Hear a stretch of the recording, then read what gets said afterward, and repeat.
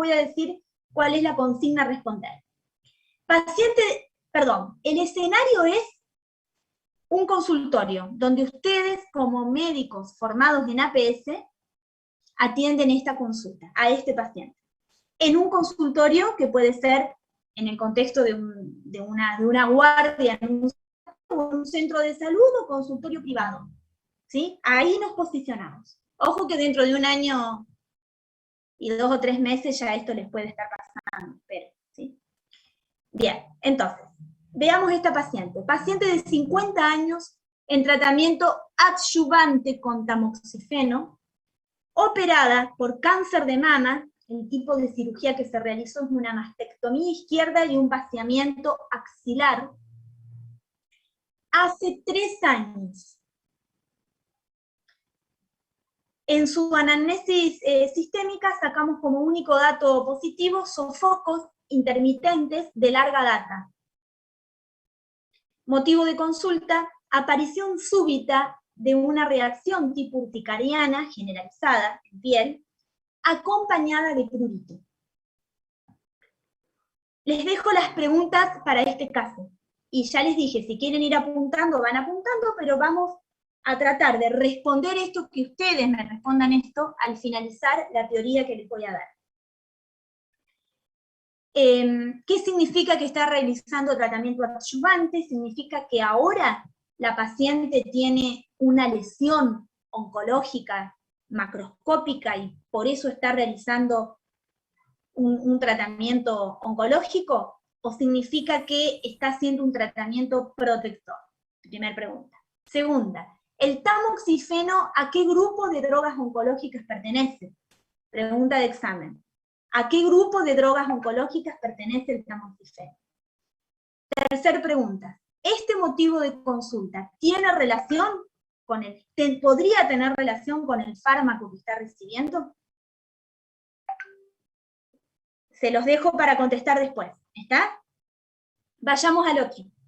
Paciente de 25 años, portador de cáncer de testículo, en segundo día posterior al tratamiento de quimioterapia con cisplatino etopósido, primer ciclo. Hace 2 días hizo este tratamiento. Consulta por náuseas y vómitos de 24 horas de evolución. Primer pregunta. ¿El cisplatino y el etopósido podrían ser causa del motivo de consulta? ¿Qué otros, si la respuesta es no, en qué otros diagnósticos podríamos pensar? Directamente diagnósticos o causas de esta sintomatología. ¿Tendríamos que tener algún signo de alarma en este paciente por el hecho de que está realizando esta quimioterapia? Signos de alarma. ¿Tendríamos la obligación de pedirle un laboratorio a este paciente? ¿Sigo? Tercer caso. Paciente de 60 años, hipertensa, diabética, en tratamiento oncológico por cáncer de mama. Hace 10 días realizó quimioterapia con doxorubicina y ciclofosfamida. Ya les digo que estas drogas que les menciono, tamoxifeno, cisplatino, etopósido, doxorubicina, ciclofosfamida, nos empezamos a familiarizar con estos nombres. Hace 10 días realizó este esquema, doxociclo, consulta por fiebre y odinofagia. Primer pregunta, paciente que le realizaría la anamnesis completa, el examen físico completo, y si no encuentro nada en el examen físico, ¿le daría antitérmicos, a lo sumo antibióticos, a la casa y control? Primera pregunta. Segundo, ¿le pediría obligatoriamente un laboratorio y que se quede en guardia hasta que sea examinado por el grupo de clínica médica y oncólogo? Tercero, ¿qué relación encuentro con la medicación que está recibiendo y la fiebre? O preguntado de otra manera, ¿por qué podría tener fiebre esta paciente? ¿Fui clara hasta acá? Bueno, ahora les pregunto antes de pasar a la clase. ¿Alguien ¿Ya quisiera responder alguna de las preguntas? Después el tamoxifeno es un antiestrógeno, que Claro. se bloquea la actividad de los estrógenos. Excelente. ¿Es un agente de quimioterapia? No. ¿No? O sea, perdón, ya vamos a hacer ahora la aclaración. Bueno. Si uno dijera es un agente de quimioterapia, pensando en que la terapia oncológica son agentes químicos, uno podría decir quimio, ¿sí? Pero en realidad la terminología quimioterapia se refiere a los agentes citotóxicos. Claro. El tamoxifeno tiene un mecanismo de acción como los agentes citotóxicos que van derecho a destrucción celular, ya vamos a ver, inhibiendo microtúbulos, ensamblándose en las cadenas de ADN. No, como bien dijeron, tiene un mecanismo antiestrogénico, en donde bloquea los receptores estrogénicos en algunos tejidos, ojímetros, ¿sí? Porque en algunos tejidos va a bloquear la acción estrogénica, pero en otros la puede estimular. Entonces ya les digo ahora, paréntesis, tamoxifeno puede dar hiperplasia, ¿sí? Por estímulo estrogénico a nivel del endometrio. Ese puede ser un efecto colateral infrecuente y que hay que controlar el grosor del endometrio y si hay sangrado, porque en una minoría de los casos podría haber un tumor de endometrio por el estímulo estrogénico a ese nivel, pero a nivel de la mama, ¿no es cierto?, bloquea esa acción estrogénica y entonces la persona estaría recibiendo un tratamiento antitumoral, en realidad. ¿Sí? Una droga efectivísima. Bueno, sobre este caso entonces hasta ahora lo que contestan es que pertenece a la familia de los antineoplásicos, está bien, no es un agente citotóxico, es una hormonoterapia, y es un tratamiento que está haciendo sin evidencia de enfermedad porque es adyuvante. Y después, La otra, ¿sí? Si podía llegar a ser por el fármaco lo que tiene. Sí. Y sí, puede producir complicaciones cutáneas, tipo urticaria y prurito. Muy bien. No solo ese foco. Bueno, perfecto, qué bueno. Porque ya ahora aprendemos que sí. ¿No dijeron efecto antiestrogénico? Claro, ese, Sí. o sea, sí, antiestrogénico. Entonces podría simular un estado de menopausia. Y Igual es un también, efecto... Profe, igual tiene 50 años también la paciente, podría ser también por la edad, o sea. Bien, 50 años, exacto. Quizás que la paciente no tiene un estado independiente del tamoxifeno, Claro, y si ya claro, fuera menopáusica, podría ser atribuido, ¿no es cierto?, a su estado natural, fisiológico de menopausia, ¿sí? Excelente. Ahora sí discutiría a Micaela, que dijo que sí, que puede ser la reacción urticariana porque puede dar urticaria. ¿Quién encuentra una razón para decir, hay un dato de este caso que me puede hacer pensar que no creo que sea por el tamoxifeno? Yo no creo que El sea tiempo, por el urticaria. tiempo de tratamiento. porque Hace 3 años que está ya médico de tamoxifeno. Y es algo Bien. abrupto. Bien, las dos compañeras que están hablando. Pensemos en una reacción cutánea. A ver, 2 más 2 no es 4 en medicina, como a veces decimos, aunque es una ciencia, es un arte y es una ciencia exacta, ¿sí? Pero ¿qué pasa? Pensaríamos que una reacción secundaria, alérgica, 3 años después, con una droga, es decir, el paciente hace 3 años viene tomándola y quizás que no. Lo tenemos que pensar como que sí, pero si la persona, por ejemplo, hace 10 días, 15 días o una semana que empezó con el tamoxifeno y aparece esto, y bueno, capaz que sí, lo relacionamos. ¿Sí? Bien. Bueno, con respecto al otro caso, ¿alguien quisiera decir algo? Lo que les había preguntado es si tendríamos que tener algún signo de alarma. Aquí, si pediríamos un laboratorio. Puede Y ser que si en este caso, por ejemplo, a diferencia del anterior, sí sea posible que el cisplatino, por ejemplo, y el etopósido generen náuseas y vómitos como terapia, o sea, como quimioterapia. Bien. Y por el tiempo Ya, estará más relacionado. excelente. Ya entonces estudiamos de esta manera, se agendan, y les puedo asegurar que en la práctica alguna vez les puede tocar un caso así. Estas dos drogas son altamente metogénicas, ¿sí? Los agentes antineoplásicos pueden tener un bajo poder emetogénico, moderado o alto. Estas tienen un alto poder, chicos. Entonces lo primero que pensaríamos es por esto. ¿Qué es por esto? Esta es fácil, esta pregunta, porque ya vamos a resumir los 5 o 6 efectos más comunes y frecuentes de los agentes de quimioterapia, que los tienen que saber como su nombre y apellido. ¿Está? Entonces, por supuesto que acá ustedes me dirían, no, Virginia, lo que vos preguntás si pediríamos un laboratorio, sí, no, bueno, tenemos un indicio hace 24 horas que viene con náuseas y vómitos. Tendríamos que ver si hay un signo de deshidratación. Tendríamos que ver algo que todavía, si no estudiaron la droga, no lo tienen por qué saber. Pero, Ojímetro, ojo, porque el cisplatino tiene un efecto colateral importante que ya les pido que lo aprendan, que es la nefrotoxicidad. Van a ver que les voy a mencionar un agente y el problema principal, en realidad tóxico, importante, que ustedes como médicos en APC lo tienen que conocer, porque pueden mandar a la casa a lo mejor un paciente que puede tener una falla renal, y decimos, bueno, andá a verlo al oncólogo. Y no, tenemos que actuar en la urgencia.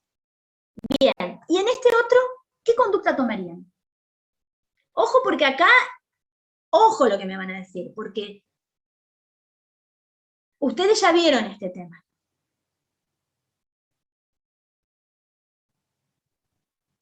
Me da miedo decir una avanzada, pero yo le pediría neutrófilo para ver si no es una neutropenia febril.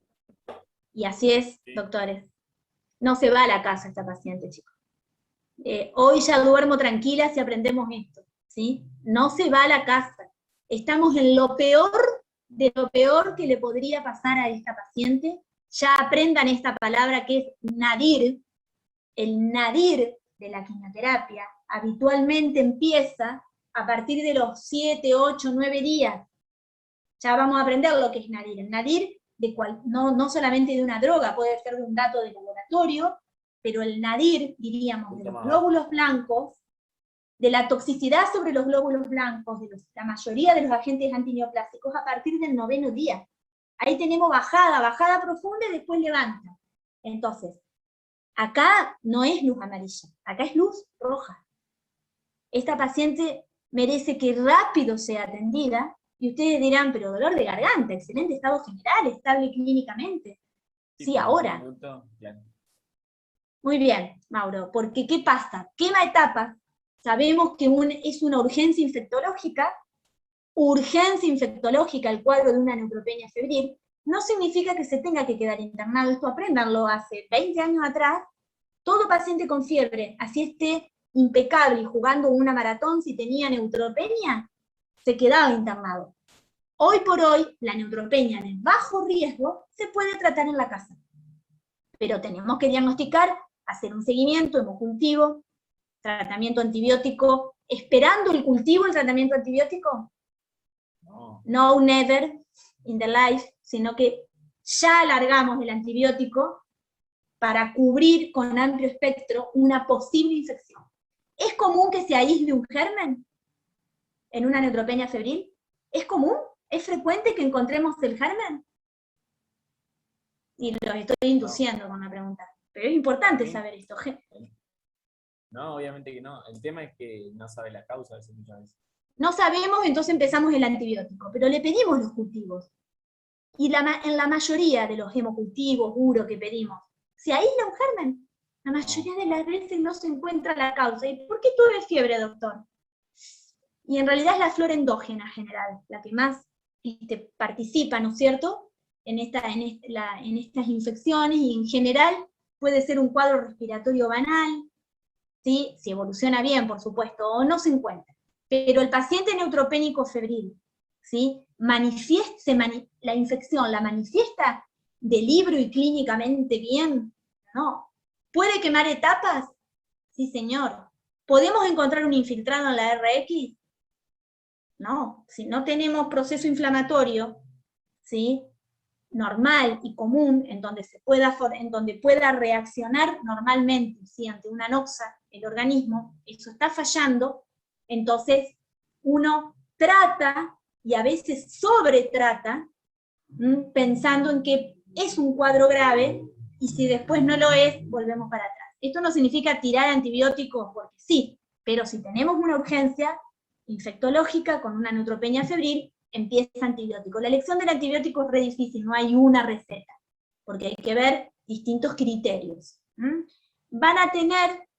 Lo vamos a tener junto con hematología, un seminario de urgencias hematológicas, oncohematológicas, en donde el año pasado fue una buena experiencia, espero que este año también.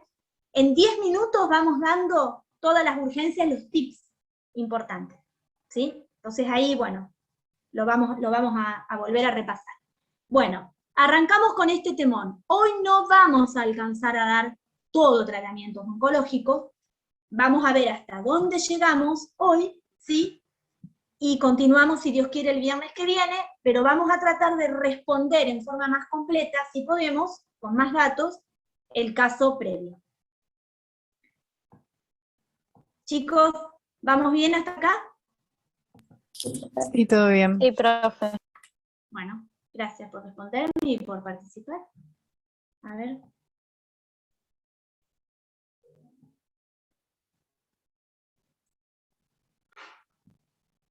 Bueno, arrancamos. 3 tratamientos que siempre hacemos la broma y decimos que es fácil las indicaciones en oncología, porque en realidad, para el tratamiento de los tumores, podemos decir, bueno, 3 grandes tratamientos existen, y punto. El quirúrgico, la radioterapia y los fármacos. Fíjense que de estos 3, el oncólogo, salvo que haga una subespecialidad, pero generalmente no, oncología o oncología clínica, puede derivar para una cirugía, o el paciente operado se deriva al oncólogo, puede derivar para radioterapia, o verdaderamente la práctica en sí, en concreto del oncólogo, es justamente la indicación de los fármacos antineoplásicos, ¿sí? Entonces, esto es repaso, no quiero ser cansadora con esto porque lo vimos ya en la primera rotación. Pero siempre que hablemos de un tratamiento en oncología, vamos a preguntarnos si el objetivo es curativo o paliativo. Sabiendo que un objetivo curativo luego se puede transformar en paliativo, porque la enfermedad puede recaer o puede progresar, puede evolucionar mal y puede entrar en paliación, pero al menos al principio es curativo, ¿sí? Eso primero. Y saber que los tratamientos oncológicos, estos que vimos acá, pueden indicarse de manera única o combinada, de manera secuencial o concurrente. O sea, un tumor puede recibir radioquimio, un tumor puede recibir, eso sería concurrente, o secuencial, primero radioquimio, después cirugía. ¿Sí? Acá les pido un ejemplo. Si pueden darme un ejemplo de un tratamiento que tenga una intención curativa en un tumor, ¿cuál sería? Una cirugía. La cirugía. Claro, no sea localizado. Sí, esperen, 5º año y ya terminando, no me digan cirugía, denme el ejemplo del tumor, eso le estoy preguntando. ¿Qué se piensa? Un tumor renal en el estadio 1, por ejemplo. Bien, bárbaro porque lo alcancé a escuchar a pesar de que hubo muchas voces. A ver, ¿una mastectomía en un tumor de mama? ¿Dijeron? Cuando está localizado. Bien, localizado. ¿Haríamos mastectomía si tenemos metástasis? No, entonces fíjense cómo podrían mejorar la respuesta diciendo, o agregando lo que agregaron después, en un tumor localizado de mama, la indicación de una cirugía, como puede ser mastectomía, y si no es mastectomía, ¿qué otra cirugía puede ser en mama? Cuadrantectomía. Cuadrantectomía o cirugía conservadora. Excelente. Bien, ¿qué otro ejemplo dentro de los tumores que vimos de cirugía curativa en cáncer de colon? ¿En qué situación hablamos de una cirugía curativa? En el estadio 1 creo que era... Cuando está localizada la mucosa. Bien, dijeron estadio 1 cuando está localizado. En realidad es bastante repetitiva esta pregunta. Sería cuando no tenemos enfermedad metastásica. Puede ser estadio 1, 2 o 3. Claro. Excelente. Bien, ¿y un ejemplo de cirugía paliativa? ¿Alguien podría dar?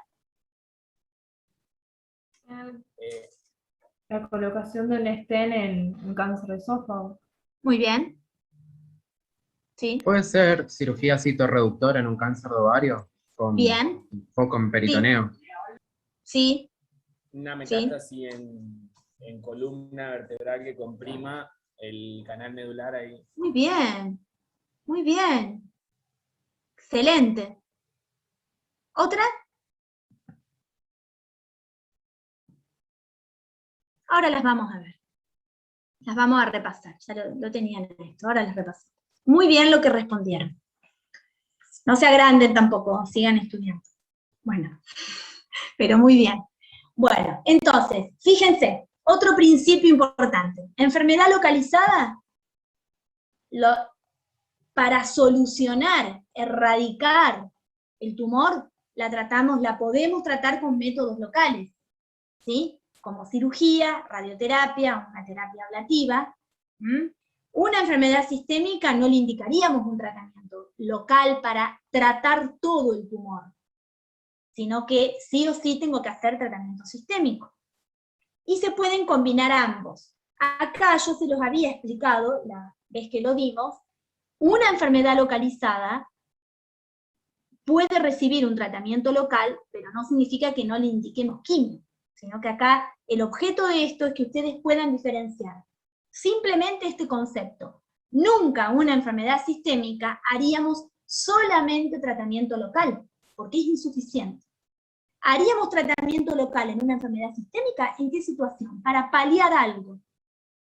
Lo que ustedes dijeron, colocación de un stent, haría cirugía, pero después sí con la quimio.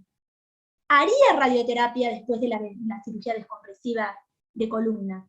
Sí, estoy indicando un tratamiento local en enfermedad sistémica, pero no me alcanza, necesito indicar después drogas. Acá ya nos vamos familiarizando con una clasificación, ¿sí?, de drogas. Fíjense, las drogas citotóxicas o citostáticos, la hormonoterapia, otro grupo que son los blancos moleculares o drogas targets, y el otro que es la inmunoterapia. Cuando hablamos de vacunas, son tratamientos que también pueden estar basados en inmunoterapia, ¿sí? Y se lo conoce como tratamientos biológicos, y nada más. Entonces, ya vayamos memorizando esto, chicos. Agentes citotóxicos, hormonoterapia, blancos moleculares o drogas targets. Ya vamos a ver qué es eso, que es apasionante, porque el descubrimiento de estos agentes mejoró la calidad de vida de los pacientes, porque los efectos colaterales tóxicos de los agentes de quimioterapia son mayores que con estas drogas targets. ¿Y por qué decimos targets? Porque ya vamos a ver, un agente citotóxico, recién dijimos, actúa directamente, ¿no es cierto?, a nivel celular, nuclear, pero ¿qué pasa? ¿Destruye solamente las células neoplásicas, chicos? No. Las normales. También. En cambio, los agentes target, su mecanismo de acción va dirigido a una función celular, a un receptor, un receptor de las células, ¿no es cierto?, que está presente en las células tumorales, en mayor presencia, y entonces, al bloquear ese receptor, se inhiben funciones celulares y por ende puede disminuir el crecimiento del tumor. Bien, esto ya lo saben y solamente es un repaso. Cuando un tratamiento se indica antes del principal, hablamos de neoadyuvancia. Cuando se indica después del principal, hablamos de adyuvancia, y puede ser concurrente cuando son los dos. Perdón, ¿qué dice? Cuando son, y concurrente cuando se utiliza quimio y radioterapia. Ustedes pueden encontrar este concepto, que cuando se indica un tratamiento de quimio o radioterapia, es porque la quimioterapia ayuda a sensibilizar la acción de la radioterapia. Entonces actuaría como radiosensibilizante, aparte de su efecto citotóxico tumoral. ¿Se acuerdan qué es esto? Vamos a seguir insistiendo. Sabemos que es memoria, pero estudianlo, chicos. Sepan al menos un ejemplo, ¿se acuerdan como en tercero cuando estudiamos disnea, grado 1, 2, 3, 4? Bueno, y nos acordábamos de un ejemplo cuando te peinás, cuando caminás, cuando subís una escalera, bueno. PS4 no se levanta de la cama, PS3 más de la mitad del día está acostado. Eso nos puede ayudar porque después agregamos ejemplos. Es porque tiene dolor, porque tiene síntomas, porque tiene fatiga, tiene astenia. Está hablando del estado funcional. ¿Y cuál es el concepto general, salvo excepciones? Que si vamos a indicar un tratamiento tóxico, como la quimioterapia, en una instancia paliativa, es decir, no curativa, si el paciente tiene un mal PS, eso hablamos de PS3 o 4, no estaría indicado, porque la toxicidad puede empeorar su estado general, su calidad de vida, y estaríamos no cumpliendo los dos objetivos que tienen que estar juntos, ¿sí? Tratar el tumor y calidad de vida, porque estamos hablando de paliación, ¿sí? Bien. Primer tratamiento. ¿Cuáles son los tips importantes que quisiera transmitir? Esto lo tienen también en el primer Power que vimos cuando vimos generalidades. Está ahí también generalidades en oncología, ahí lo vimos también. Fíjense, cuando se reseca un tumor primario, el fin puede ser curativo, cuando no hay enfermedad de distancia, o paliativo. A lo mejor hay una razón para resecarlo, chicos. Sepan esto. Que el tumor esté sangrando, por ejemplo, y se reseca, pero la intención es paliativa. ¿Qué tipos de cirugía conocemos en oncología? Ustedes mencionaron mastectomía, que podría ser el ejemplo de una cirugía radical, ese sería un ejemplo. La cirugía conservadora, una cuadrantectomía. La reconstructiva, cuando, por ejemplo, después de una mastectomía se coloca una prótesis o se hace una reparación estética. Cirugía en situaciones de urgencia, cuando se realiza una metastasectomía. Hasta ahora, ¿en qué tumor dijimos que es frecuente que se indique la metastasectomía? Porque resecar una metástasis se vio que mejora la sobrevida. ¿En tumor de colon no era? Con las metástasis hepáticas. Bien, muy bien, excelente. Hay otras excepciones, ¿sí? Bien. Y la cirugía paliativa, que ya vimos algunos ejemplos. Fíjense, la cirugía conservadora, el ejemplo que vamos a dar es cuadrantectomía mamaria. Quien va a hacer ginecología ya lo aprende ahora, y quien no lo va a hacer, lo aprendemos como médicos en atención primaria, sabiendo que no alcanza realizar en un tumor de mama la cuadrantectomía y nada más. Tiene que complementarse con otro tratamiento. ¿Cuál es el otro tratamiento? La radioterapia. Entonces ustedes van a ver que una paciente que no realizó mastectomía, luego de la cirugía conservadora realiza radioterapia. Y la que realizó mastectomía, a veces va a realizar radioterapia. Después. Bien. La cirugía radical, ¿qué implica? Ojo con esto, porque esto es un concepto importantísimo que si el cirujano no está bien preparado, no está bien formado, hay desconocimiento o ignorancia, puede sacarle a la persona la posibilidad de curación. ¿Está? Una cirugía radical implica la correcta cirugía oncológica, que consiste en extirpar el tumor con margen quirúrgico sano, por eso lo llamamos margen de seguridad, y si corresponde, porque no todos los tumores necesitan el vaciamiento ganglionar, si corresponde se debe realizar la linfadenectomía, y si tuvo algún margen comprometido, reoperar para ampliar margen. ¿Está?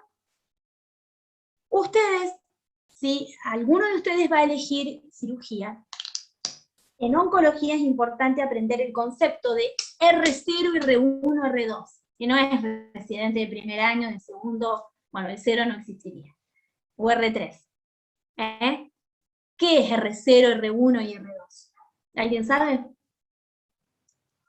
No importa, pero está bien que lo aprendamos ahora. R0 es cuando se operó, se resecó todo, y ni macroscópicamente ni microscópicamente quedó enfermedad. Entonces decimos, fue una cirugía R0, listo. Hay margen de seguridad, se sacaron los ganglios, no hay que reoperar, cirugía completa.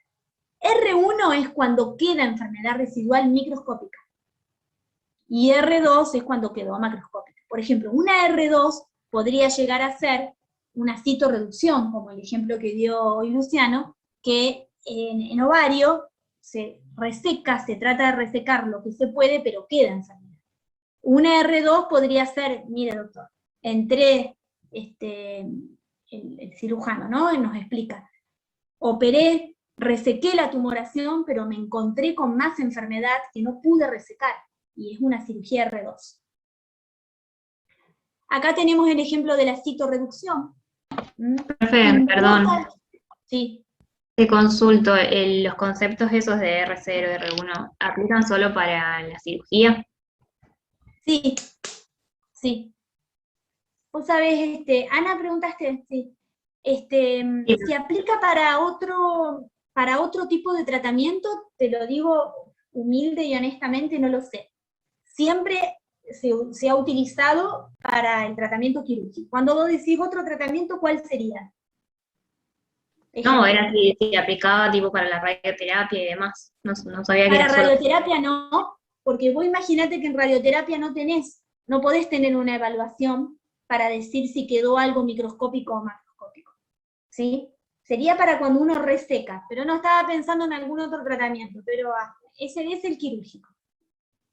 Bien, fíjense chicos, acá, ojímetro, como les digo, para que sea bien, bien amplio, la abertura de los ojos que tienen que hacer, la atención que tienen que prestar. ¿Está bien sacar un poco de tumor? ¿Reducir el volumen tumoral y dejar tumor? No. Eso apréndanlo como concepto general. Saco un poco de tumor y dejo. Como decimos en broma, por Dios, que nadie me grabe ni nadie me esté escuchando, pero en broma para que se acuerden, una cachectomía. Saco una pedacectomía sería, ¿sí? No, ahí mejor no tocar, listo, si el tumor no es resecable, no hagamos un daño, no se toca y listo, y se hará otro tratamiento. Pero en ovario, sí, es correcto y se apoya tratar de resecar lo máximo que se pueda, aunque sea una tumoración avanzada. Por eso existe la cirugía citorreductora en ovario. Y por otra razón que tienen que saber, si tenemos una masa anexial, no se va a hacer punción de ovario. Como en testículo. ¿Se hace punción de testículo en una tumoración de testículo? No, se hace la orquiectomía, no citorreducción. Se saca el tumor de testículo. ¿Sí? Entonces, en cáncer de ovario no se hace punción cuando hay una masa anexial, se opera, se trata de reducir el volumen tumoral. Hay una teoría de que una vez que se toca, que se incide, digamos, en esa masa tumoral, luego se deja al resto del tumor que quedó con una mayor vulnerabilidad para que la quimioterapia actúe mejor. Es decir, mejora el efecto de la quimio. ¿Por qué será eso? ¿Por la inflamación? No, la inflamación no. Estaría bueno. Y capaz porque dejamos Sería masas bueno. más chiquitas del tumor, entonces permite a la quimio hacer mejor efecto. No, porque no le importa a la quimio la cantidad de tumor. Las células La se están cantidad regenerando. es algo más fino. ¿Por qué? ¿Qué dijeron degenerando? Se están regenerando las células, entonces son más sensibles. ¿Quién está hablando ahí? Yo. Que no veo. Espera. ¿Quién dijo lo de sensibles generando? Yo, Rodolfo. Ahí está, Rodolfo. Escúchame. Ahí vamos. Decilo mejor, porque esto ya lo estudiaron ustedes. Lo que pasa es que no se acuerdan ni un rabanito. Lo estudiaron cuando les dije que estudien biología celular del cáncer y que estudien ciclo celular. ¿Está? Las células tumorales cumplen, son muy diferentes obviamente a las células normales, pero pasan todas por el ciclo celular. fase quiescente, por todas las fases del ciclo celular. Entonces por ahí vamos, como dijo Rodolfo, más sensibles, porque los agentes de quimioterapia, cuando las células están en estado quiescente, no van a actuar, pero cuando están en las fases siguientes del ciclo celular, sí. Entonces, significa que van a estar en división las células. Y se cree que uno, al incidir, vamos a decir, y tocar el tumor, algunas células que estaban en estado quiescente pasan, ¿sí?, a las otras fases del ciclo celular, haciendo que sea más sensible el tumor, el resto de tumor que quedó, es decir, la tumoración. Entonces la quimioterapia va a actuar mejor. ¿Me expliqué? Esto es fino, pero es importante que lo sepamos porque vamos a poder comprender la acción de los agentes antineoplásicos. Seguimos. ¿Les hice lío o vamos bien? Profe, una pregunta. Sí. Cuando había, por ejemplo, un tumor gástrico de la zona del cardias y estaba extendido, ahí no se sacaba, digamos, se lo reducía de tamaño para mejorar la disfagia, por ejemplo. Bien. ¿Un tumor de estómago? ¿Me dijiste? Ajá, Que la zona del está en la cardias. zona del cardias. Perdón que voy a buscar algo caminando.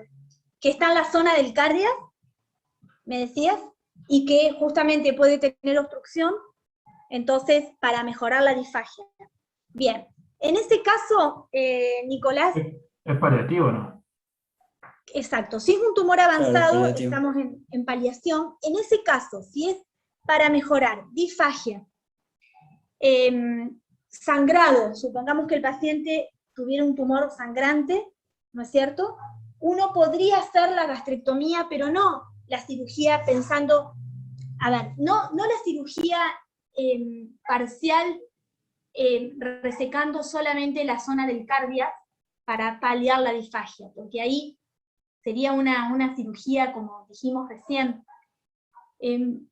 diríamos, en parte, y en el contexto de un tumor avanzado, uno preferiría o colocación de stent o realizar quimioterapia para disminuir masa tumoral y ver si mejora. Pero la obstrucción y el sangrado en un tumor avanzado del estómago, en esas situaciones la cirugía puede tener un lugar. Por más que sea avanzado, puede tener un lugar. Contestarte en forma general es muy difícil porque habría que individualizar el caso. Es decir, frente a tu pregunta, ¿se puede hacer una cirugía paliativa para aliviar la disfagia en un tumor que está produciendo obstrucción? Sí, tratando de resecar lo que más se pueda, y que si el paciente tiene mucha enfermedad a distancia metastásica, ejemplo, metástasis hepáticas, mal estado general, ahí uno va a priorizar la invasión de una cirugía versus hacer otro tratamiento que no sea tan invasivo. ¿Sí? Muy bien. Bien. Esperen, ya tuve que mojar. Bien, entonces, fíjense, cirugía en situaciones de urgencia. Ustedes dijeron hoy compresión medular, está perfecto, pero fíjense cuántas más tenemos. Les pido que se acuerden la cirugía paliativa en una oclusión intestinal. Que en este caso estamos hablando de, por ejemplo, un tumor de colon o un tumor de ovario que por compresión extrínseca comprimió un sector del intestino. Entonces, en este caso haríamos la cirugía desfuncionalizante del colon, ¿sí? Desfuncionalizante del colon. Tendría que identificarse un nivel de obstrucción, porque si no, no tendría sentido operar. Si hay varios niveles de obstrucción, ¿en qué nos ayudaría a salvar uno? Entonces, la cirugía paliativa como la colostomía desfuncionalizante tiene lugar cuando hay un nivel de obstrucción y verdaderamente da calidad de vida al paciente, desobstruye, uno no saca el tumor, sino que lo desfuncionaliza esa zona, quedaría con una bolsita, una colostomía transitoria, y luego, por supuesto, haría el tratamiento oncológico oportuno. Se puede llegar a drenar un taponamiento cardíaco, operar, por supuesto, tratar una fractura patológica, descomprimir en el contexto de una hipertensión endocraniana, tener que intervenir por una hemorragia, tener que intervenir por una perforación de víscera hueca. Estos serían ejemplos de cirugías de urgencia. Ya dijimos esto, una metastasectomía hepática en el contexto de un cáncer de colon. Seguimos, esto no lo dijeron, y es importante, un bypass biliodigestivo o colocación de un stent, ¿sí? En una ictericia obstructiva por un tumor de cabeza de páncreas, que provoca un síndrome coledociano, tumoral. Y hasta acá llegamos con cirugía. Estos son entonces conceptos generales de tratamientos quirúrgicos en el contexto de un tumor. Fíjense que no estudiamos en cada tumor el tipo de cirugía, sino que vamos de lo general, el concepto general, y cuando vamos, ¿no es cierto?, a un tumor, ahí sí, ya decimos, bueno, estadio localizado, cirugía completa. Excepciones, puede ser la citorreducción en ovario, puede ser una cirugía paliativa con resección de la tumoración para paliar un síntoma, teniendo en cuenta siempre estado general y otros sitios metastásicos, y bueno, y nada más. ¿Bien? ¿Hasta acá? Seguimos con el segundo tema.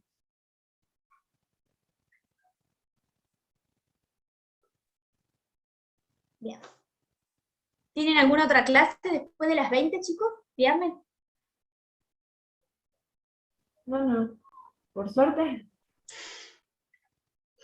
Bueno, seguimos. Vamos con radioterapia. Esto es cortito, rápido, y después les doy brevemente introducción de quimio y continuamos el viernes que viene. Radioterapia. ¿Esto qué implica? También, la intención de la radioterapia puede ser curativa o paliativa. Cuando hablamos de paliación, no está acá en el slide, les pido por favor que lo sepan. Lo que se puede paliar es el dolor y el sangrado. Es decir, la radioterapia tiene un fin hemostático, entonces ante un tumor sangrante, la indicación de radioterapia debería estar en pie, y frente al dolor, sí. Bien, es un tratamiento local, la radioterapia, ya sabemos, consiste en la aplicación de radiaciones ionizantes que tienen un fin terapéutico, desde ya, y podemos encontrar distintos tipos de tratamientos radiantes, acá hay algunos. Dentro de la radioterapia externa tenemos la 3D, la tridimensional, antes, hace años atrás, no existía, la técnica de radioterapia de intensidad modulada, IMRT, esto está entre paréntesis, no lo tienen que saber. Podemos indicar radiocirugía, que no es un procedimiento quirúrgico, sino que es una radioterapia dirigida solamente a la zona del tumor, una radioterapia estereotáxica. Se pone un marco en el paciente, a través de una tomografía que se hace, se localiza y se dirige la irradiación a esa zona. Braquiterapia, que sería la irradiación interna. Acá tenemos dos ejemplos, entre comillas. Puede ser que se utilice este lenguaje, colocación de semillas, por ejemplo, radioactivas en el marco de un tumor de próstata localizado, o en un cáncer de cuello uterino, radioterapia interna, porque aparte de hacer externa, la paciente en un cáncer de cuello uterino necesita llegar una dosis mayor a la zona de la vagina, y entonces se hace la radioterapia interna, que será la braquiterapia, y el tratamiento sistémico con radioisótopo, que tiene un elevado costo y que pocas indicaciones tiene. O sea, indicaciones limitadas tiene. Bueno, lo que se utiliza para irradiar es un acelerador lineal. Esta es una foto que la saqué en un lugar de trabajo. El paciente se acuesta en esta camilla. Acá vemos cómo esta parte del sistema, por aquí va a salir la irradiación, ¿sí? Acá sería una irradiación anteroposterior. Pero este sistema, a través de este control, va, fíjense, ahí está, ¿no es cierto?, para que la irradiación salga de arriba a abajo. Acá está acostado el paciente, pero puede ser que la incisión sea oblicua. Entonces se va corriendo, ¿sí? La incidencia. El radioterapeuta es un médico que si quiso antes pudo haber estudiado oncología, o si no directamente después elige formarse en radioterapia, ¿sí? Hace la especialidad, ¿y en qué consiste esta especialidad médica? En justamente recibir al paciente, ver la correcta indicación del pedido de irradiación, porque no es tipo un pase, un pase directo al equipo. Viene el oncólogo Juanito Pérez, indica radioterapia y adentro, ¿no? Se analiza, se pide la opinión al especialista desde ya, y planifica, y sí, el radioterapeuta está de la mano trabajando con bioingenieros, se planifica el campo de irradiación, a ver si les puse placas, no, se planifica el campo de irradiación y se, ¿no es cierto?, programa el tratamiento, con la dosis indicada para cada tumor. Los tipos de rayos que se utilizan son fotones y electrones, tienen distintas características entre sí, ustedes estudiaron esto en el segundo año en biofísica, los electrones tienen un alcance más superficial. Lo que se realiza entonces, si la conducta terapéutica indica realizar radioterapia, se realiza, como les explicaba, la planificación del tratamiento. Ahí tenemos que planificar entonces la dosis, el fraccionamiento, la dosis total puede ser 5.600 y uno fracciona 200 Gray, por ejemplo, por día, y ahí calcula cuántos días, las incidencias, las energías. Después se simula el tratamiento, el paciente ingresa a una sala de simulación. ¿Esto qué significa? Que se lo posiciona, pero en una camilla falsa, no en esta que les mostré, o sea, en una camilla, pero en otra sala, ¿sí? Y allí, ¿no es cierto?, se sacan distintas placas radiográficas donde van a posicionar al paciente.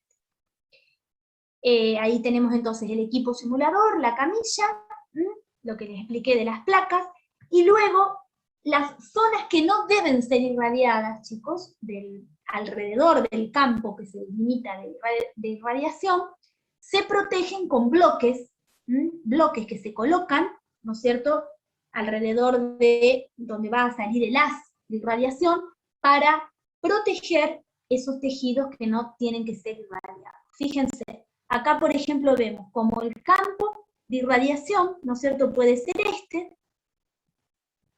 ¿no es cierto? Este es un campo grande, esta es una placa simuladora, seguramente aquí, bueno, radioterapia ósea, bueno, todo esto es un poco fino, pero es para quien pueda interesarse. Fíjense esto, ustedes si ven algún paciente, si estuviéramos haciendo consultorio y el paciente realizó radioterapia, veríamos tatuajes con tinta china delimitando el campo. Les voy a dar un ejemplo, por ejemplo que la irradiación hubiera sido húmero, ¿no es cierto? Húmero. Entonces, hombro. Entonces a lo mejor vemos que el paciente tiene un tatuaje acá, otro acá y otro acá, por ejemplo. Entonces es para delimitar el campo, ¿sí? En la cara no se tatúa, sino que se utilizan máscaras descartables de plástico que se hacen a medida.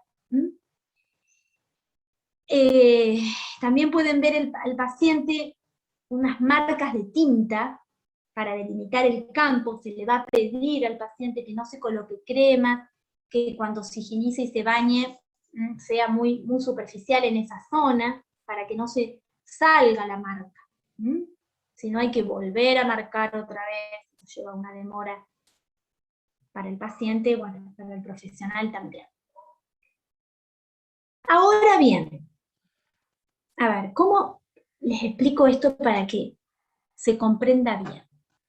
¿Vieron los casos que vimos de urticaria generalizada, en quien tomó tamoxifeno, náuseas y vómitos, con cisplatino y fiebre y odinofagia? ¿Sí? Convenimos en que eran pacientes que estaban tratados con medicación antineoplásica y los relacionamos como efectos colaterales, ¿sí?, de la droga. Ahora bien, si vamos a los efectos secundarios, de la radioterapia. ¿Mm? ¿La radioterapia es un tratamiento general, sistémico o local? Local. Bueno, se escucharon, ¿no? En este Zoom, viernes 24 de septiembre, 7 de la tarde. ¿Sí? Vale. Si es local el tratamiento, se los voy a decir un poco así en tono de broma para que se acuerden, ¿sí?, de esto, y no metan la pata cuando sean médicos más grandecitos, ¿sí? Y hagan que a lo mejor algún oncólogo por ahí dispare una FA, ¿sí? O diga, ¿pero por qué esta barbaridad? Bien, entonces, ¿cuál es el objeto de dar tratamientos oncológicos en quinto año?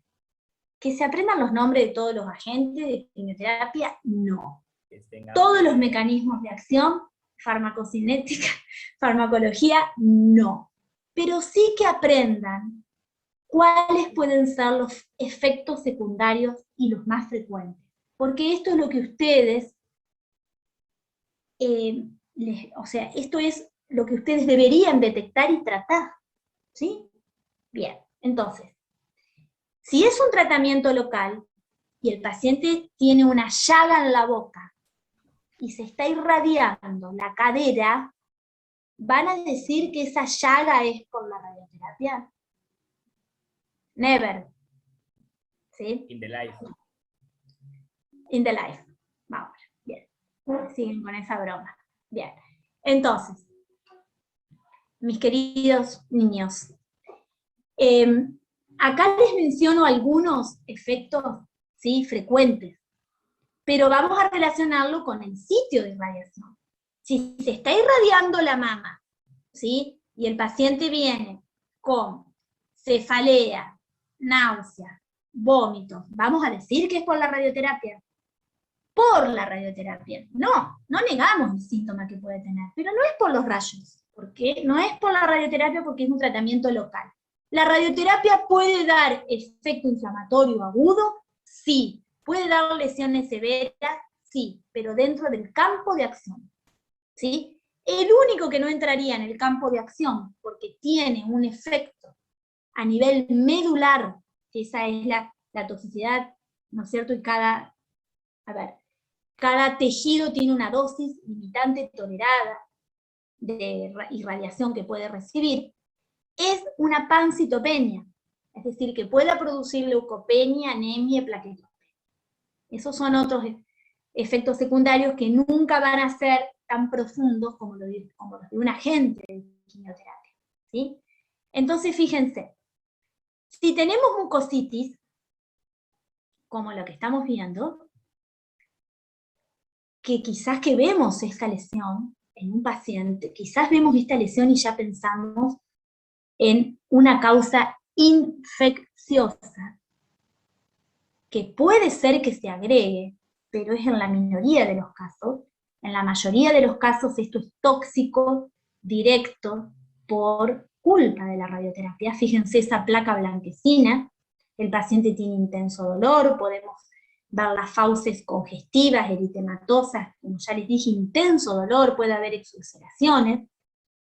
Por supuesto que se puede infectar el paciente, tratándose de mucositis de cabeza y cuello, por culpa de la translocación bacteriana que puede existir.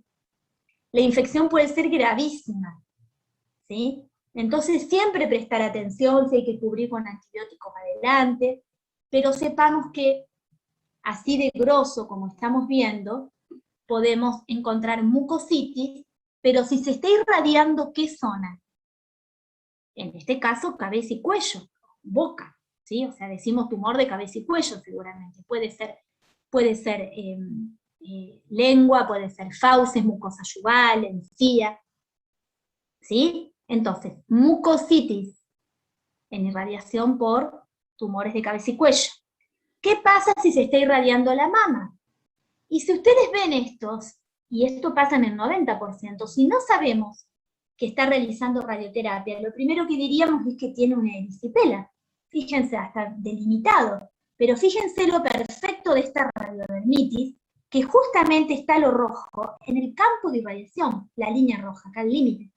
Esto es una radiodermitis, ¿sí?, aguda. Acá tenemos que está ¿no es cierto? Un poco exulcerándose la piel, ¿sí? Y a ver si tengo otra, acá también, fíjense, acá por ejemplo, esta parte,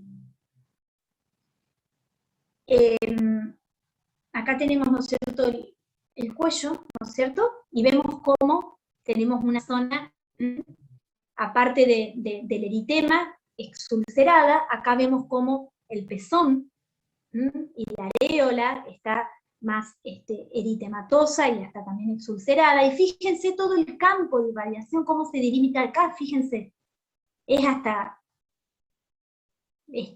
matemático pareciera, acá es justamente el campo radiante. Si tenemos que el paciente se esté irradiando el recto, o colon, el recto en realidad, porque radioterapia de recto no, de colon no existe, o se está irradiando la próstata, o la vejiga, o cuello uterino, por cercanía de estos, o un tumor de ano, que ya dijimos que el tratamiento principal es radioquimio, puede haber rectitis, proctitis. Ahí no hablamos de cada clínica porque todo es una sintomatología aguda, ¿no es cierto? Con dolor, tenesmo, pujos, urgencia rectal, síntomas parecidos a los de cistitis, diríamos ya, listo, infección urinaria. Y quizás no sea infecciosa, a lo mejor se sobreagrega. ¿Cuándo neumonitis? Neumonitis también, un efecto inflamatorio a nivel de parénquima pulmonar, si se está tratando un tumor de pulmón, o en una pequeña parte, escuchen bien esto, una pequeña parte del pulmón que por más que se proteja, cuando se irradia la mama, entra en el campo de irradiación, entonces puede haber una neumonitis radiante, el paciente puede tener tos seca, es de buena evolución, se trata con corticoides y mejora. Y una esofagitis que es más que frecuente y el paciente sufre por supuesto muchísimo, cuando se irradia ¿qué tumor? No solamente un tumor de esófago. Pensemos por cercanía, lo que les dije recién, campo, ¿sí? Radiante. Puede ser puede ser un tumor mediastinal, por ejemplo, se puede estar irradiando la columna y que el campo sea un poco más amplio y el efecto inflamatorio cercano provoque esofagitis. Y ahora les pregunto, un paciente que tiene náuseas y vómitos y que está realizando radioterapia, ¿sí? ¿Podría existir ese caso? ¿Náuseas y vómitos por radioterapia? Sí, señor. ¿Con la irradiación de qué tumor? Uno de esófago podría ser. Esófago puede ser. O sea, el de 2/3 superior, que era más sencillo. ¿Vos sabés que no escucho? ¿Más fuerte? Que digo, el de 2/3 superior, el epidermoide, que era el que se le hacía radioterapia. Bien. Puede dar náuseas y vómitos. Si se está irradiando, por ejemplo, la columna lumbar o la columna dorsal, por cercanía, recién cuando les digo el campo, no pensemos el campo solamente, por ejemplo, vértigo. Sí. Podría ser la zona, plexo solar, zona abdominal, un paciente joven que está haciendo radioterapia adyuvante, no porque haya enfermedad, por un tumor de testículo, ¿qué se estaría irradiando? El retroperitoneo. Puede haber náuseas y vómitos. Bien, así entonces es como lo razonamos. ¿Estamos? Bueno, hasta acá vimos estos temas. Quisiera que más bien repasemos esto hasta acá y no les toco el próximo tema, lo dejamos para la próxima, y que es quimioterapia. ¿Qué hora es? Sí. Vuelvo otra vez, y ya los dejo, chicos. Vuelvo otra vez a compartirles los casos, a ver si podemos responder un poquito más. Acá les había preguntado, ya mucho respondimos, pero vamos a hacer un resumen y les presento unos más. Tratamiento adyuvante con tamoxifeno, tipo de cirugía, es una cirugía radical con el vaciamiento. Los sofocos pueden ser por el estado menopáusico natural que puede tener la persona, o como efecto colateral de esta medicación antiestrogénica, que es una hormonoterapia, que es el tamoxifeno. Y la reacción urticariana habrá que estudiarla. ya criticamos que podría ser porque urticaria, puede dar, reacciones en piel puede haber por el tamoxifeno, pero como hace bastante que lo está tomando, más bien pensaríamos en buscar otra causa. En el próximo paciente, habíamos dicho que tiene un tumor de testículo, está recibiendo cisplatino topósido. Acá podríamos decir, ¿y si son náuseas y vómitos por radioterapia? No, porque no haríamos radioterapia concurrente con cisplatino topósido. Primero hace radio, después hace quimio, o primero quimio, después radio. Y acá tenemos que pensar y tener esta alarma. Cisplatino es nefrotóxico, cisplatino y etopósido son emetogénicos. Ojo con la deshidratación y ojo con la falla renal. Cuando decimos que este agente de quimioterapia es nefrotóxico es porque directamente puede ocasionar una tubulopatía, llegando a la necrosis tubular aguda e insuficiencia renal, que la mayoría de las veces no es reversible. Entonces, mucho cuidado acá. Hay que hidratar al paciente, hay que preservar función renal y detectar rápido si hay una falla renal. En esta paciente dijimos que la principal alarma tiene que ser el sospechar una neutropenia febril. Nadir, estamos en el nadir de estos agentes.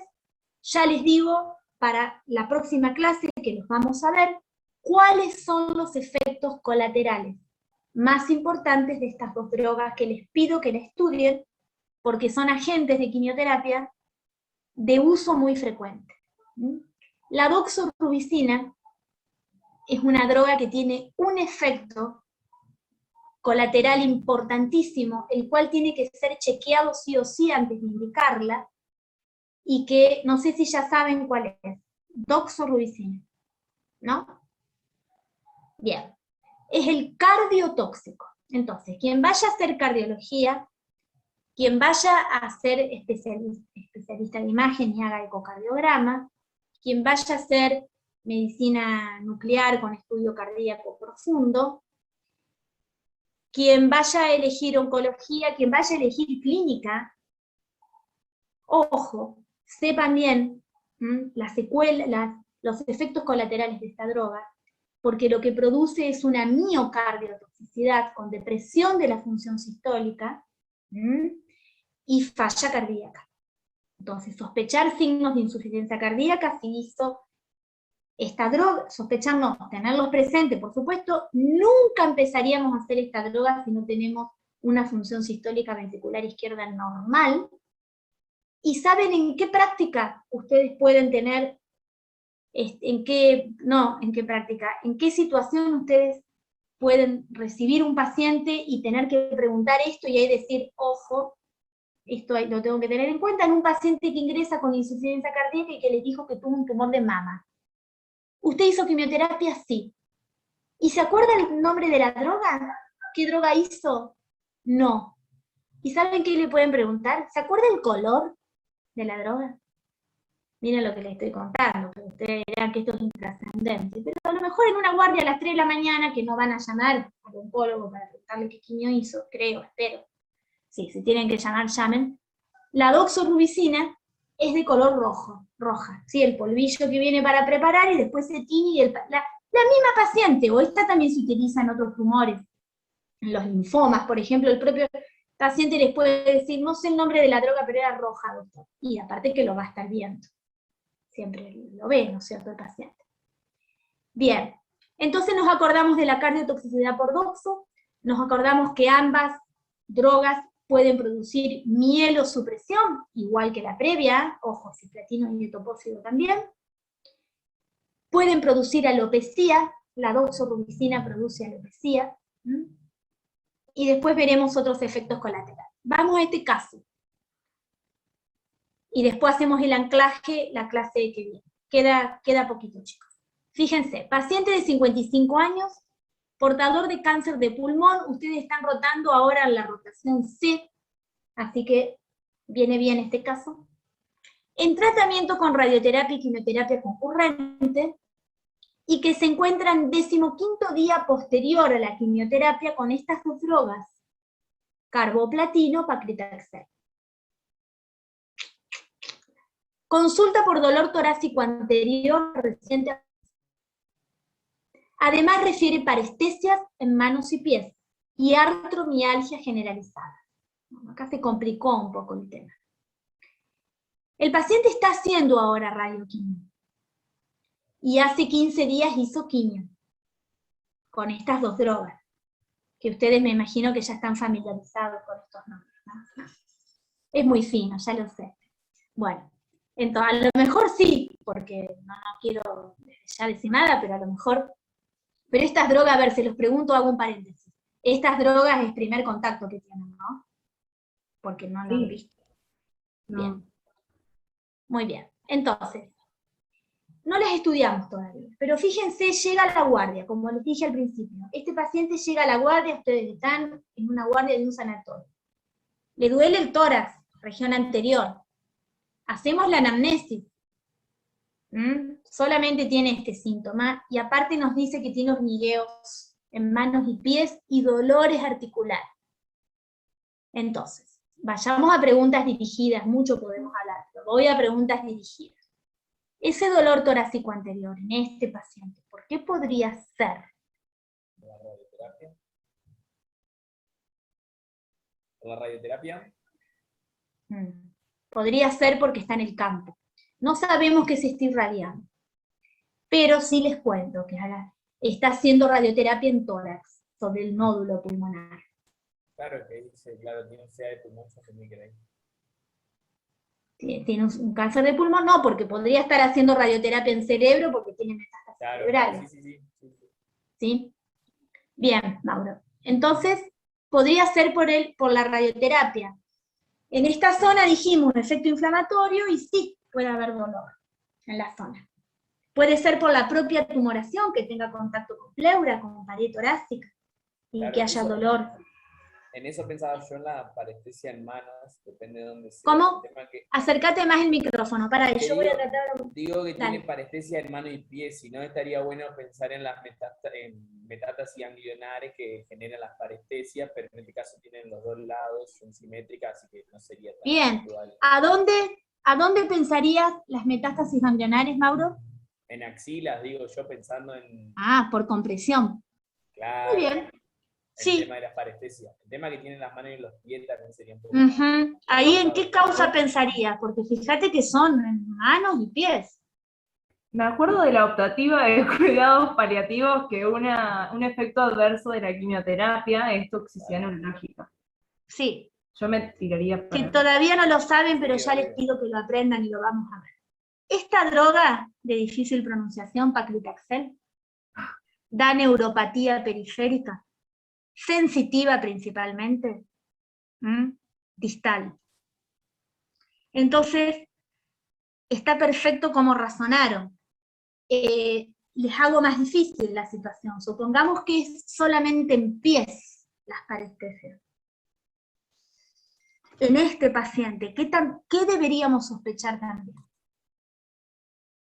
La metástasis... ¿A qué nivel? El lumbar, digo, lumbar por compresión, digamos, que haga la parestesia. Muy bien, muy bien. Tendríamos que pensar en una posible compresión medular. Excelente. En este caso, por supuesto que vamos a hacer el interrogatorio, el examen neurológico completito, y no nos pasemos ahora al otro extremo, ya que conocimos las drogas, diciendo listo, es por droga. Hacemos el examen. Pero en este caso, como bien vos lo razonaste, Mauro, algo que no pensaríamos en algo local, sino más bien en algo general, pensamos que puede ser la droga, ¿sí? Ese dolor, bien que no dijeron el dolor por quimio, porque la verdad que dolor por quimio es más que nada en el sitio de menoclisis, que ya vamos a ver, en el sitio de infusión. Y aprendemos el otro que va de la mano. Neuropatía periférica y dolores articulares, artralgias, mialgias que pueden ser intensas, también lo da el paclitaxel. O sea que podemos pensar que es un efecto colateral de la droga. Obvio que no lo vamos a cerrar acá.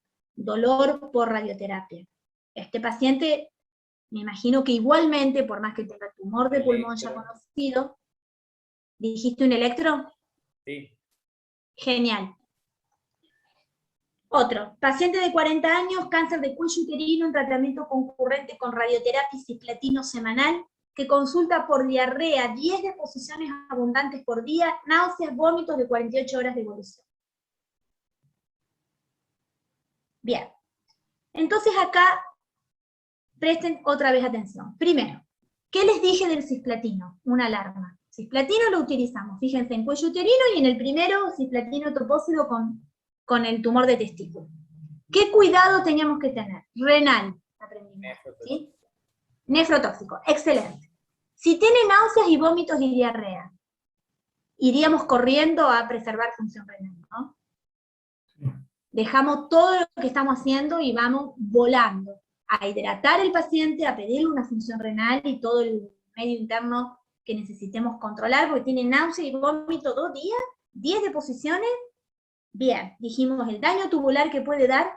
¿Por qué puede tener diarrea esta paciente? Es un cuello uterino localizado.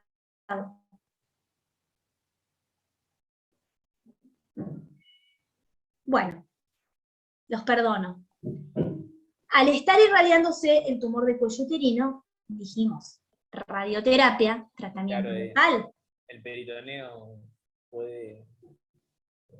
Peritoneo no, sino parte de intestino entra en el campo radial. Claro. Entonces ahí puede haber una diarrea tóxica, secundaria a la radioterapia. Más raro que el cisplatino de diarrea. Hay otras drogas que dan diarrea igual. ¿Cuál es la alarma? El alarma, chicos. Para las 10 deposiciones, que no se deshidraten. La deshidratación.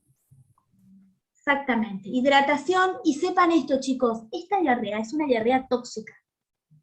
No los quiero asustar, pero el paciente se puede morir rápido. Así les digo. No esperen. Trátenlo rápido. Ni se les ocurra decir si llega la noche, mañana le pregunto al oncólogo y la dejan esperando con una pastilla de carbón. Así se los digo. No. Profe, ahora esto, Sí. además de la hidratación, o sea, no, esta diarrea sí se puede cortar, digamos, le podés dar fármacos Muy antidiarreicos, no como una viral, digamos. Genial. Hoy creo que duermo en paz, ya con todas las respuestas. Fíjense. Esta es la diarrea tóxica, que muy bien vos lo dijiste, que a veces podemos decir diarrea infecciosa, gastroenteritis, corto, no corto, excelente. Acá necesitamos cortar la diarrea, como vos bien lo dijiste, con un agente que sea efectivo, de rápida acción y que actúe a nivel de músculo liso, que ustedes ya saben cuál es ese antidiarreico. Loperamida. Ojo con la loperamida, porque no tiene un amplio uso. Por ahí la usamos de más, pero en realidad el uso que no tiene dudas y que se indica y que se debe indicar es en la diarrea tóxica, por quimioterapia. ¿Y qué dosis? Cada 2 horas, cada 4 horas, si es 2 comprimidos juntos podemos entrar, como primera indicar, 2 comprimidos juntos, después seguir cada 4 horas y vamos viendo. No nos tenemos que pasar de la dosis máxima, que más o menos son de 6 a 8 comprimidos en el día. ¿Sí? Bien. Entonces, no solamente loperamida, bueno, ahora nos fuimos un poco por las ramas, pero ustedes ya cursaron gastro, no solamente loperamida, sino que le puedo dar crema de bismuto, ayuda a nivel de la luz también, le debo dar, porque es el principal tratamiento de la mayoría de las toxicidades. Acuérdense y háganse amigos cuando reciban un paciente con una toxicidad por un tratamiento oncológico. Corticoides. Si estamos hablando de que todo esto es por secundario a quimioterapia, por el efecto inflamatorio, mucositis, que puede producir algunos agentes de quimioterapia, este no es tan frecuente, pero ya hablamos de la generalidad si tenemos diarrea tóxica por quimio, o diarrea tóxica por radioterapia, hay un efecto inflamatorio. El corticoide tiene un efecto poderosísimo antiinflamatorio, entonces puede mejorar la diarrea, ¿sí? Tóxica, por quimio o por radio. Y aparte le vamos a dar alivio sintomático también. Bueno, veré cómo está el medio interno. Acá podemos tener una hipocalemia, podemos tener insuficiencia renal, deshidratación, se verá todo el medio interno y se lo tratará. Bien, obvio que con estas diarreas tóxicas que por supuesto no dejan dormir y no dejan tranquilo hasta que no mejore, porque el paciente puede evolucionar muy mal. Ni hablemos si el paciente tiene neutropenia, ni hablemos si se infecta. Imagínense ese epitelio, la translocación bacteriana y todo lo que puede pasar. Existen otras sustancias que después lo podemos ver, como la somatostatina, que puede tener el octiótride, que puede tener también un efecto a nivel de tubo digestivo como antidiarreico. Listo. Bueno, veamos la última diapositiva. A ver, esperen que ahí se está cargando. La última, a ver si queda otra. No, quedan más. Listo, vamos a dejar acá. Perdón. Hola, ¿cómo te va? Ahí voy. Perdón. Bueno, a ver cuántos me quedaban. Bueno, ustedes me van a hacer acordar. Acá estoy en la clase. Sí. Ah, bueno, dale, sí, no importa. Bueno, entonces, esos casos los dejamos, total, ustedes después me van a hacer acordar. Bueno, ¿les sirvió hasta acá? ¿Viene bien estudiar así? Sí, ¿Se animan a decir que no? No, espero que no. Bueno, chicos, les quiero agradecer que hayan participado, me encanta.